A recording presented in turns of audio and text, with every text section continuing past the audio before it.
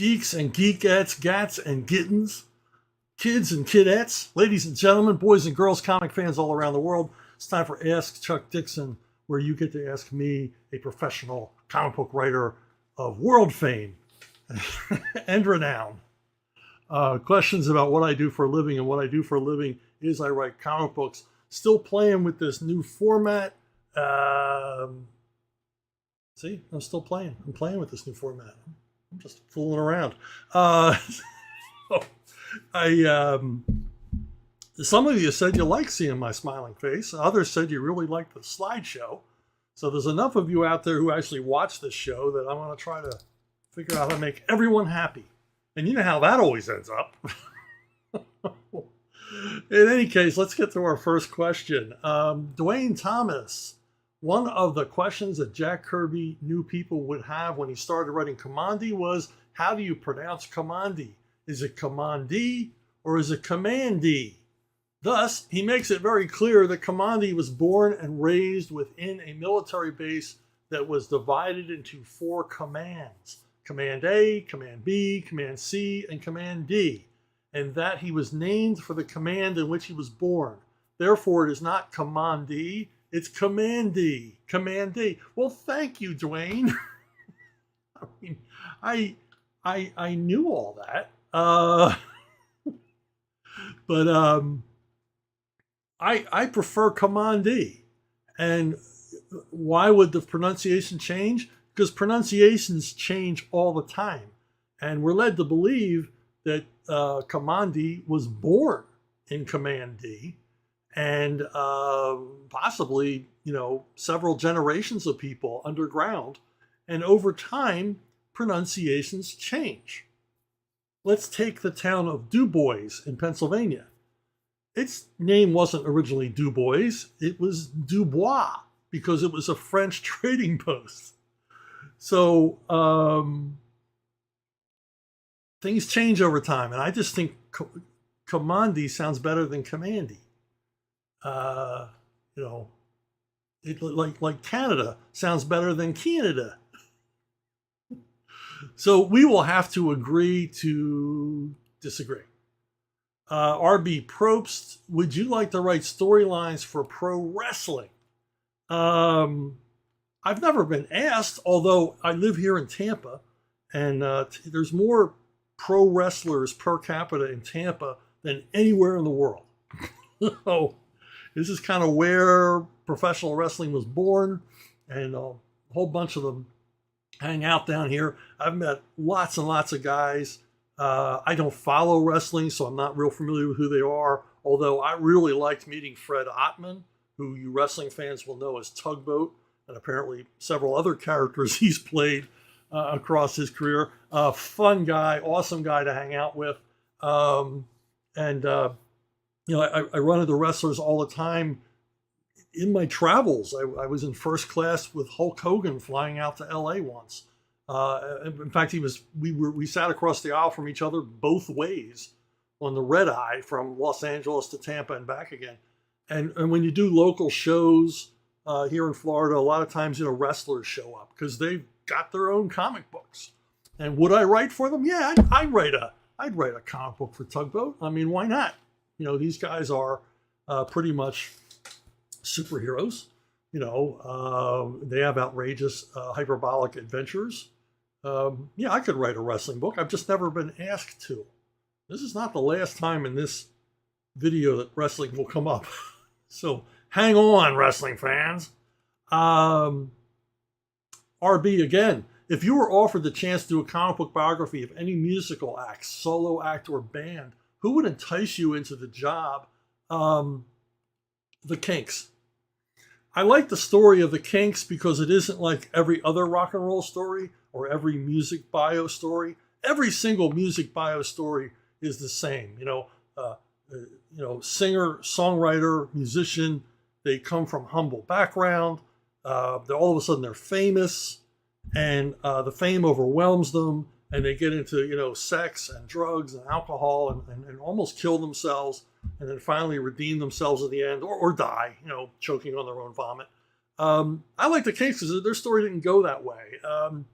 Ray Davies, leader of the Kinks, and his brother both admit they kind of got bored with that scene in the 60s. You know, at the height of the British invasion, they had women throwing themselves at them, you know, free dope, you know, whatever you wanted. And they were like, you know, we're kind of losing sight of who we are here.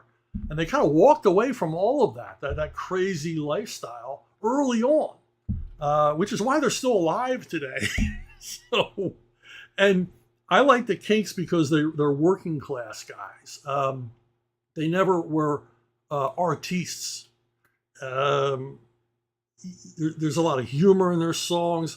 They sing about, you know, they sing about things other than teenage love. They were the first guys to have a hit single about a transsexual. They write about the price of gas, how hard it is to get a job. I mean, these are all things I really, really related to in the early 70s when I discovered the Kinks. I mean, they spoke to me in a way that the Beatles and Bob Dylan didn't. And I like the fact that they wrote music that, to their mind, the ultimate success in their mind was, particularly in Ray Davies's mind, was that people would sing those songs in the pubs. That these were songs that you would learn and everybody would know them and everybody could sing along. And if you ever go to one of their shows, and it's very much interactive, they get the audience involved in what they're doing. But also there's a lot of wild stories with the Kinks. Even though they weren't drinking and getting high all the time, they were still crazy men. And there's lots of stories of Ray and his brother Dave physically fighting each other on stage for some reason. There's a horrific story where somehow an amp fell off the back of a stage at a stadium show. And because everyone was wired up except Ray, everybody was wired, their instruments were all wired and mic'd up. Everybody got dragged off of the stage, actually fell off the back of the stage, leaving Ray by himself, singing all alone with no musical accompaniment. That's a great scene. Also, they got kicked out of the United States for a long time. They had problems with censorship in England over really silly things like referencing Coca-Cola in a song Lola. So they couldn't get airplay on the BBC. Stuff like that. I mean, it'd be a fun story to tell. And because unlike most musical bios, there would be a lot of humor in it, much like their music. Roland Greystoke 5601. What's your favorite Nick Cage movie? Nick Cage, man. I mean, I can't miss a Nick Cage movie. I don't know how anybody else feels. This guy turns out a lot of movies. Seems like one a week. And I catch them all. Good, the bad, and the, I watched Willy's Wonderland recently. Don't. I swear he couldn't have been on set more than 2 days. The movie is awful. It's beneath the contempt of Mystery Science Theater 3000. That's how bad it is. And he says not one word during the whole movie. And I could just imagine Cage on the phone when they tell him that we need you to come for the cast reading of the script. And he says, look, I'll be in your movie, but I'm not going to read any of that dialogue. My character's not going to say anything. I can imagine that. Because basically he just wanted to get in and out of there as quick as possible. Now, what Nick Cage's work ethic is a mystery to me. He seems to say yes to every project, no matter how cheap. But he also gets offered, higher budgeted films. I mean, he's obviously a draw on streaming video elsewhere. Very few of his films get any kind of theatrical release. So he's sought after actor who just can't say no to anybody for whatever reason. I hope it's not a Bruce Willis type situation where he's stockpiling money against the day when he's, disabled in some way. I mean, that would be very, very sad. Or he just likes to work. He's thinking, hey, they're calling, I'm going to go. But the end result is like every third or fourth Nick Cage movie is actually good. The others are okay or simply awful, like Willy's Wonderland. but they're always interesting because he's always interesting. But my favorite, and when I say favorite, people ask me, what's your favorite this, what's your favorite that? I go to the movie I watch more often than any others. And of all of Nick Cage's movies, the one I rewatch most is Matchstick Men, a con man movie directed by Ridley Scott. And Cage is terrific in it. He's got a really complex, deep character with a really interesting arc, and he really engages. He really brings you into the story, using his comedic talents as well as his dramatic talents, and you can't keep your eyes off him. And of all of his movies, and many that I really enjoy, this is the one I watch more than any other. Another one of his that I watch pretty frequently. Let's see if I can get it up here. I can't. What's going on here? Yes, Frozen Ground. It's a sort of cat and mouse serial killer detective story set in Alaska based on a true story. Nick Cage is the obsessive-driven homicide detective who can't leave his case alone. This baffling case seems to have, point to a serial killer, but there's not enough clues to lead to any one particular suspect. And there's nature of the crime that he can't quite understand. Killer's played by John Cusack. It's Cage gives a terrific performance here, showing once again, the guy's got tremendous range. He can be hysterically funny, intentionally or unintentionally, or deeply pensive, deeply dramatic. I mean, he's got all the chops. Frozen Ground is a good one.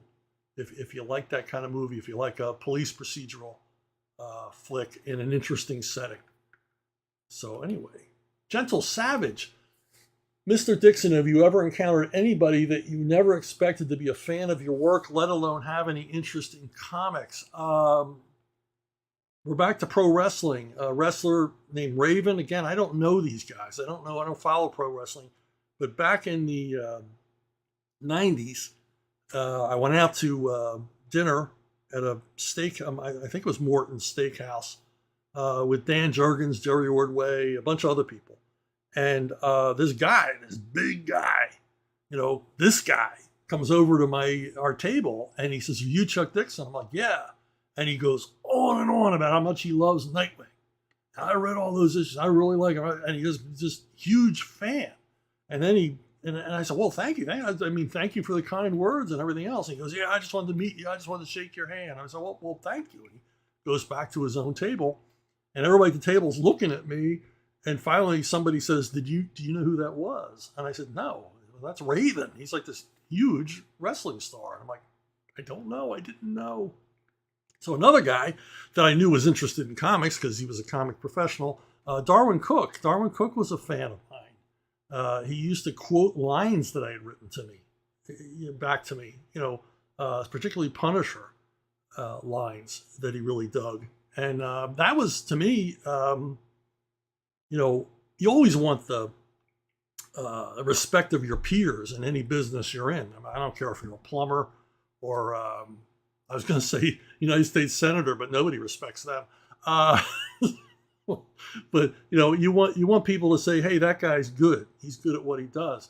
And of course, Darwin was awesome at what he did, and it meant a lot for him to tell me that he was a follower. He read stuff, and he would talk to me about things, even obscure titles that I had read, telling me that he actually sought my work out. Much like like you or I do if we have a favorite creator, and that was pretty cool. Another big surprise: Sylvester Stallone. Sylvester Stallone is a fan. I didn't know he was that into comics until I began, working with him. And the guy likes comics. He likes good comics, and he includes me in that crowd. So it was always very, very complimentary of my comic book work. And I appreciate that a whole bunch. And what I like to do now is interrupt the proceedings a little bit and ask you to subscribe. I'm trying to build this channel, trying to bring more people in. You know, the people that have been following me loyally for years now, asking great questions and everything else. Let's grow this. Let's make this bigger. Let's bring more people in, because I think there's an audience for this kind of stuff. There's obviously a curiosity. I get lots and lots of questions. I'm having a hard time keeping up with them at this point. So hit that subscribe button and help us out, because that helps more than anything else. John Bua, what would you define as pandering to an audience? Oh, what is the difference between a hack and an actual writer? You know, pandering to an audience is when you're dumbing down your own work because you think the audience is stupid. This is the mistake people make when they think they're going to write for kids. I've said this before, I'll say it again. Kids are the toughest audience. And it's not because they have a short attention span. I argue against that. Kids do not have a short attention span for things they like. So if you're going to tell a kid a story, you better make sure he likes it. And you better make sure that stuff happens and it makes sense. And there's an element of, well, what happens next? You have to keep kids engaged. Well, you have to keep any reader engaged. You should always work toward keeping your readers engaged. As Elmore Leonard says, don't write the parts that readers skip. And it's, in comics especially, comics need to engage, you know, visually. They need to engage story-wise. And, but as far as pandering goes, if you're dumbing down your work, like kids won't understand this, kids will, you know, I need to make this simpler. These characters can't be this complex. No, kids are sophisticated. They understand, they get it. Now they may not be able to articulate it, and they may not actually be consciously dissecting the character as you went along, but they get it. They get, you know, they understand the language of entertainment. They understand the language of cinema. They understand the language of comics, that they're comic book readers. And a lot of times if you talk over the kids' heads, it's not a bad thing. Stan Lee certainly presented me with a whole bunch of words I had to look up in the dictionary. And it's always a good thing. And Larry Hama had a thing. He had a saying. And he was telling me about how Hasbro came back to him at the beginning of G.I. Joe and said, there's way too many technical aspects on the back of the G.I. Joe cards. For the G.I. Joe files, you're putting in way too much detail on military ordnance. Your kids aren't going to know what this stuff is. And Larry's reply to that was, when kids don't know what something is, they assume it's cool. I mean, if you see that, you know, the gun that Snake Eyes uses and you've never heard of it before, well, it's freaking Snake Eyes. You got to assume it's got to be the coolest gun in the world, right? I mean, he's right. And when you were a kid, that's the way you were. If there were things you didn't understand, you just assumed, well, I don't know about that, but it must be awesome. I want to know more. Now, as far as being a hack, and this subject will come up later with a specific writer. No, I'm not going to run some writer down. I'm not going to tell you, oh, this guy's a big hack. Don't read his stuff. But a hack is someone who is just writing for the money. They're not engaged. And if you write for a living, you either get into it and you lose yourself in it like a compulsion, like a fever dream, like a self-propelled acid trip in your head. If you're doing that as a writer, you're not a hack. If you're sitting there going, I gotta write 2,000 words a day, I gotta get this down, I can't have lunch till I've written 500 words, you know, I can't do this until I'm done. If you're doing that, you're a hack. I talked to a guy, it was part of some failed film project. I've lost count of how many failed film projects I've talked to producers. And this guy was writing a Western novel. And he was just talking about how it was a pain. It was a drudge. He couldn't wait till it was done. You know, take this off my hands. You know, it just sounded like every word was pain to him. It was all tedium. And my thoughts were, well, why the hell are you writing it? You know, I mean, it must be a paycheck at the end of it. And I've never done that. I've never taken a job that is going to be tedious and difficult and boring just for the cash. I've turned down high page rates on projects that I simply wasn't interested in. I knew I couldn't invest myself in them. They wouldn't be fun to write. And I've been writing a long time, and I've written a lot of stuff. And I still look forward to writing. I still like writing. I still can't wait to write. I still get lost in my head in that world. I'm lost in that. You can ask my wife. I'm lost in my head in that world most of my waking hours. So that's what a hack is. They don't get lost. They can't wait to stop doing it. They can't wait to go have a drink or take a nap. Get this crap out of the way. That's not to say that if you're involved in a long project, you're not looking forward to the end of it. I mean, you're writing a novel. You're worried the whole time. Will I finish this? Will it be any good when I'm done? All the rest. But when you're worried about that, you're not a hack. Hacks don't worry about that. They just want to get to the word count required of them and, send that sucker off to be edited. Dan Perrin. Knowing you're a huge fan of the superstar that was Denny O'Neil, I think we all owe him immensely for what he did for Batman as a writer and editor. I'd love to know your favorite Batman stories by him, as well as your thoughts on his other DC projects like The Question, Azrael, Richard Dragon, etc. Yeah, Denny, we all owe Denny a debt of gratitude, all Batman fans the world round, and I think all comic fans the world round, because he sort of lifted Batman out of the campy funk that he was in, that DC continued even after the TV show went off the air, and seriously began before the TV show came on the air. I mean, Batman leading up to DC's new look and the premiere of the television show, Batman was in a slump, and he'd been in a slump for quite a while. The stories were goofy, they were silly. Nobody was really taking the character very seriously, certainly not taking the reader seriously. And along comes Denny and decides, I want to turn Batman into the character I used to love as a kid. And that's what he did. Now, as far as my favorite Denny stories, I mean, it's hard not to go back to the Neil Adams run. I mean, these guys had a chemistry, sometimes volatile chemistry, but they had a chemistry. And a lot of the stuff they created, Ra's al Ghul and Talia and stuff, those stories helped, both the stories and the imagery helped to grow the character up. I mean, Neil's art style moved the character away from the sort of stylized version, the sort of anodyne, boring looking Batman, to a more dynamic, realistic, more quote unquote mature look at the character. And you combine that with Denny's muscular writing and Denny's taking Batman into, almost James Bond territory in some stories, police procedural crime, along with Frank Robbins. Let's not forget Frank Robbins came along, was writing the campy stuff. When he saw what Denny was doing, sort of totally switched his tone in writing Batman to write stories, matching Denny's tone on the character. So, all of this, goes to create some really, really memorable stories.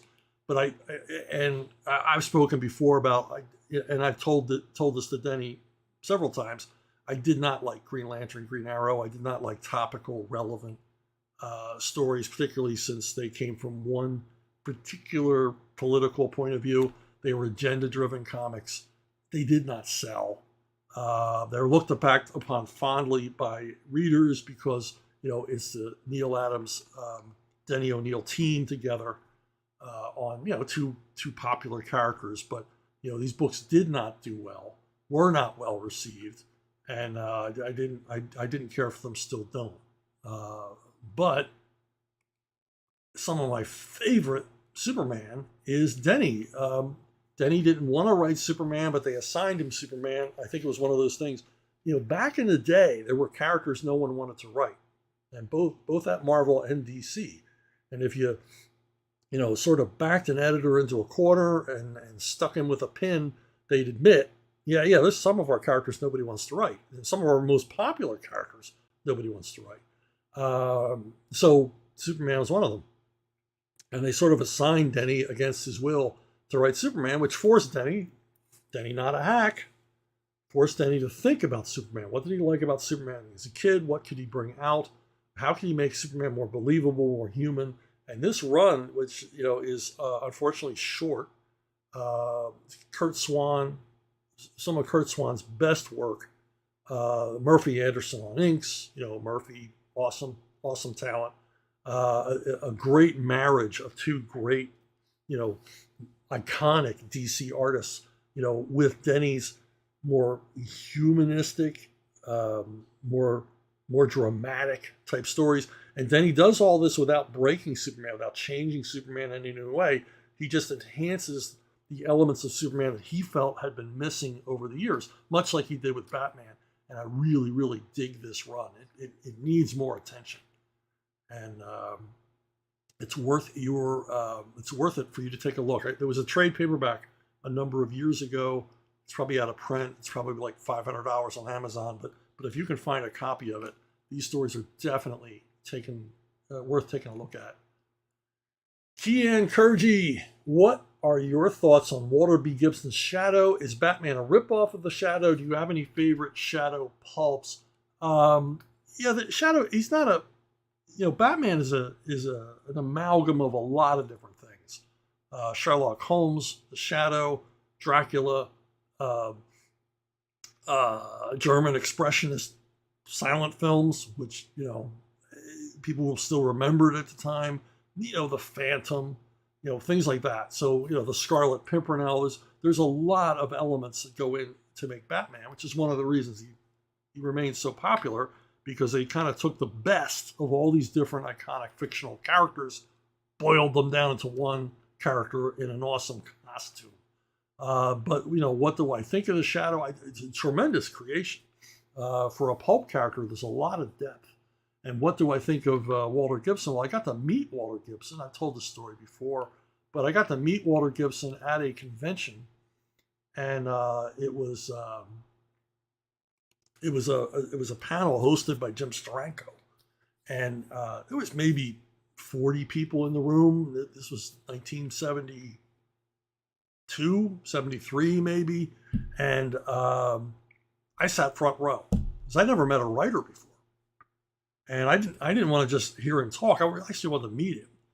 And I was, a young kid with a dream. I was still in high school. And I asked a lot of impertinent, possibly rude questions.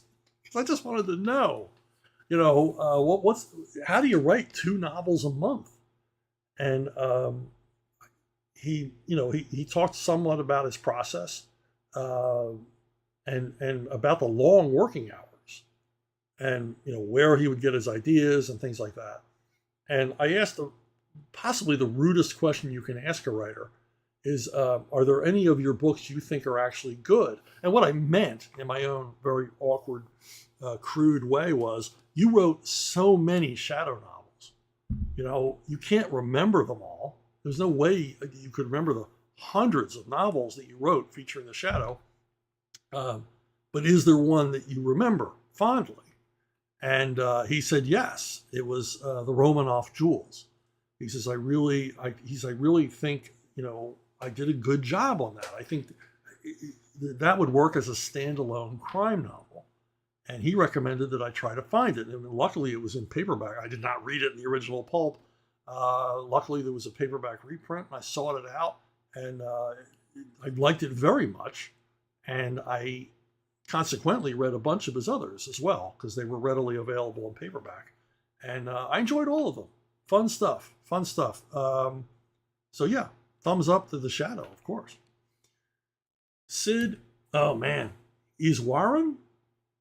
I don't know what your nationality is, so I have no clue, how to pronounce that. But welcome anyway. Last week, you discussed Rod Serling and why you aren't the biggest fan of his writing, finding it a bit too ham-fisted and preachy. Following on that, what are your thoughts on the first Planet of the Apes film, the screenplay of which he wrote, which is pretty much a feature film-length, big-budget episode of The Twilight Zone? I think Serling was he obviously was a great writer. He's a terrific writer with a terrific vision for how to elevate television. to something more than just a diversion. Because he wrote other stuff, Requiem for a Heavyweight, a number of things which were highly successful on television at the time, in addition to Twilight Zone. I also wrote a Western series, The Loner, which is very good. Lloyd Bridges in the lead. Short-lived, only lasted one season, but good stuff. He liked the Western genre. But I think he's the perfect guy to adapt Planet of the Apes. I never read the novel. I don't think it ends the way that the movie ends. And I don't know anything about the background on Planet of the Apes, how it was written, who made the decisions, and everything else. But you got to think Serling had something to do with that ending. Where are we going with this? And he also had a lot to do with elevating the intellectual level of the film, where it asks a lot of philosophical questions about what it is to be human. What does an advanced society look like? How does a civilization determine that it has reached peak? The difficulties as you try to build a society as a new species, unused to being in a society. How does that work out? And the rules about the way that apes interact with each other, translated to a higher form of community, is all interesting. And then all of this is addressed in the film to some point or another, either implicit or complicit. And my only problem with the film is the more I learn about apes is the chimpanzees should have been the dangerous ones. They put the gorillas as the dangerous ones. And it's like, in nature, gorillas aren't a threat to man. Chimpanzees are. They're nasty. Anyway, that's the only thing that I would change about it. But yeah, I mean, I think Serling was the right guy for this job. He was going to take what could have been a silly, kind of stupid, vapid, gimmicky, high concept movie, and he made it something more than that, and more than just its twist ending. The ending obviously is unforgettable. It's an amazing bit of filmmaking. But what leads up to it is all worthy. It's all good stuff. Unfortunately, the sequels in the 70s were just wretched. They just got worse and worse and cheaper. Why you build a franchise this popular and then spend less money on the sequels, I'll never understand. Except I think this was in an age when the studios didn't quite understand genre. They didn't quite understand science fiction and horror. They were happy enough to make money at it, but they didn't get, that they could make even more if they created quality products. Although Beneath the Planet of the Apes, I love that movie. That's an awesome movie. Brick Hard Slab. The Levon Cade movies are going to be top of the line if stars align. Are going to be top of the line if the stars align. But there's a franchise that's past its prime, The Expendables. I know you're not spending Christmas vacations or anything together, but Bad Times would make a good new franchise, and Stallone can make a good movie or TV show. I think the books could be expanded into a series. Just a suggestion, but I think it would be awesome. Yeah, actually, as far as The Expendables, I've said this before. The Expendables is a franchise. Sly didn't have a lot of control, even though he created that franchise. He didn't have a lot of control over it. The producers producing it kind of called all the shots, and that franchise never became what Sly wanted it to be. And he and I talked a lot on all of the movies. We talked a lot about 2, we talked a lot about 3, we talked a lot about 4, and none of them went where he wanted to go. He looked upon Fast and Furious, at least the first 5 Fast and Furious movies, as the model for a franchise, because each movie was different. And I think that's what attracted him to Levon Cade, because I made an effort to make each Levon Cade book different than the last one. I didn't just keep rewriting the same story. So in the series, you get a war story, a prison story, a heist story, a Die Hard type story, a chase story. And, I think that's what he liked about the series, the variety. Now, as far as Bad Times go, he and I have talked about Bad Times a number of times. He put me together with producers at other production companies, and we've talked about Bad Times with Sly writing and producing, along with other producers. And I talked to some big name producers who very, very much like this, and they really welcome Sly's involvement with it. In fact, I'll tell you something that's never been made public, just between you and me. When Expendables 4 was being talked about, Sly asked me if I would license Bad Times as part of the Expendables franchise. He was so desperate to get that franchise back on track that he thought, well, what if they could travel through time? And so the Expendables would have become the lead characters in the Bad Times series. And I said, yeah, if you think you can make that work, why not? What other offer am I getting for it? Although I have optioned it recently. So I've optioned it.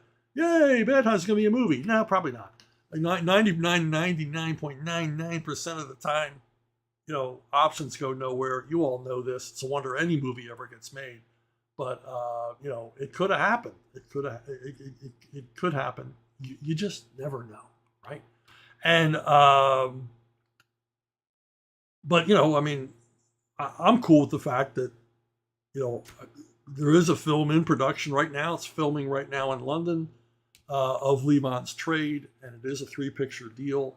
It is set up to be a franchise, depending on how well the first film does. Fingers crossed, if it does what The Beekeeper did or exceeds that, they'll definitely go right into the next 2 films. But, excited about it. The cast looks great. Everything's coming together. Very, very happy with all of that. And I'll answer a question that people are asking me. So many people ask me this question. I didn't want to attribute it to one person, which is, will you be visiting the Levon's Trade set? And the answer is no, I won't. But here's Mr. Statham on the set the first day. If you've read the novel, you realize that the movie begins, or they began filming the very first chapter of the book. Anyway, yeah, I have really no interest. They haven't invited me to go to the set, and I really have no interest. I haven't bugged them. Maybe they'll send me a cap, or a jacket, or a T-shirt. I mean, that's really, my job is done. I wrote the novel. I really don't want to get involved. They don't need another writer on the set. You got Sly, you got David Ayers involved. So you got 2 Academy Award-winning screenwriters already on board. So, what am I going to do? Just sort of stand around, making people feel like they have to talk to me. So I just have no interest in that aspect. Everybody tells me filmmaking is boring, unless you're actually involved in the process. It's tedious to watch. Would it be interesting? Yeah. But I like following it online and seeing that they're building sets based on places I made up. That's kind of neat. But other than that, no real interest. Damn, I'm not even. So, I'm looking at my controls here. Anyway, making sure that I actually am recording. I'd be sad if I wasn't, because this is such a fabulous performance I'm giving here. Anyway, that's no interest in visiting. Maybe if they make the sequels, I'll show up somewhere just to take a look and shake everybody's hands. And thank them for a job well done. Joshua Ignatowski, who's your favorite obscure military history figure? Well, here's one probably none of you have ever heard of. Battle of Little Bighorn.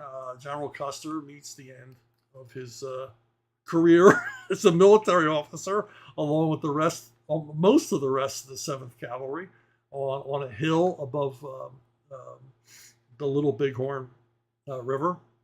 And we always hear about Sitting Bull, and we always hear about Crazy Horse. Crazy Horse led the cavalry charge from the Indian encampment that basically chased Custer to the top of the hill where he and all of his men were to die.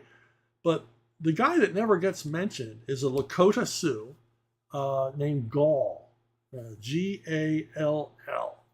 And while Custer and his men were trying to get to high ground chased by Crazy Horse and a mob of mounted um, Cheyenne, Sioux, hell, there were Lenape Indians. About a Little Bighorn. It was the, United Nations of Indians were there, much to Custer's surprise. So while the mounted Indian braves are chasing Custer up the hill, what Custer does not know is that Gall is leading a mob of warriors on foot on the lee side of that same hill. So that when Custer gets to the top of the hill, he is immediately attacked from what would be his rear position by Gall.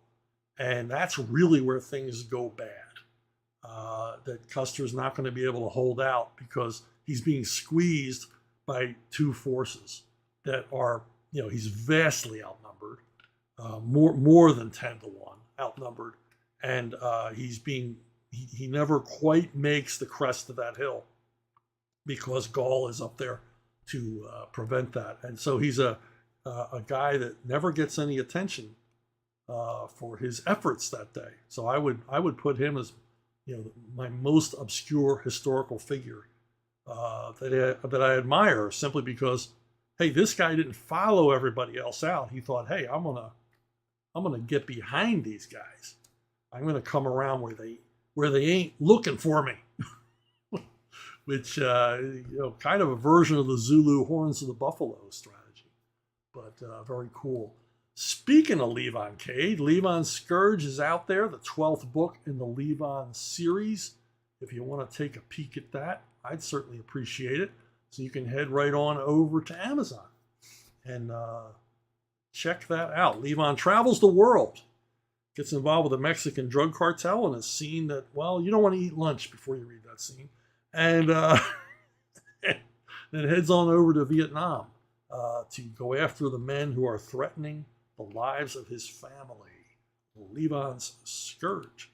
So anyway, that's it for me this week. Let me know how you like this new format. I might stick with it, depending on your likes and dislikes, because I'm here for you. I'm here to answer your questions. And that's it. Thanks for listening. Thanks for watching. Thanks for liking. Thanks for subscribing. And I will see every single one of you, I hope, down the road.